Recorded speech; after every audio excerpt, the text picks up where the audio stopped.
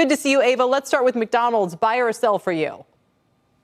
I would say hold for this one. I do like the fact that over the last 16 years, even though the revenues have been flat, the management has done a great job squeezing margin. Their profits and margins almost doubled in the last 16 years.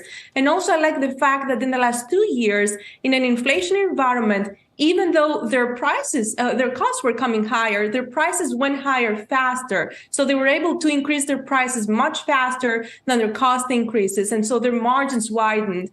I also like the fact that their dividend yield is almost 2%. They've been able to steadily increase it over the last 2 years. So a very good dividend yield here, but I have it as a hold and not a buy, because their valuation is almost 2 to 3 times their peers, and the stock has never been higher. It's currently at an all-time high, which obviously it's a safe bet if you're heading into a recession environment, but I wouldn't buy it in this relative valuation.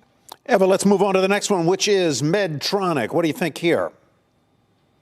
So this one is a short-term buy. I like the fact that the relative valuation is 1/3 below their peers. And also they recently got an FDA approval for their insulin pump. So that can be a short-term catalyst, and investors can take advantage of this in the short term. However, we need to remember that over the long haul, this company has been an underperformer for more than a decade.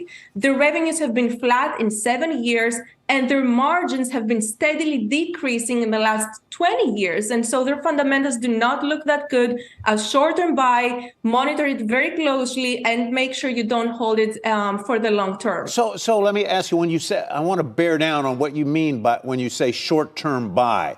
Is there something that if I follow your advice, I buy it, is there a moment in time where you would say, okay, get out now because X has happened? What is that? You get my drift. Yes, monitoring the news very closely. So they recently got this FDA approval, and so their news will carry over over the future months or so. But when that fades out and investors are taking more,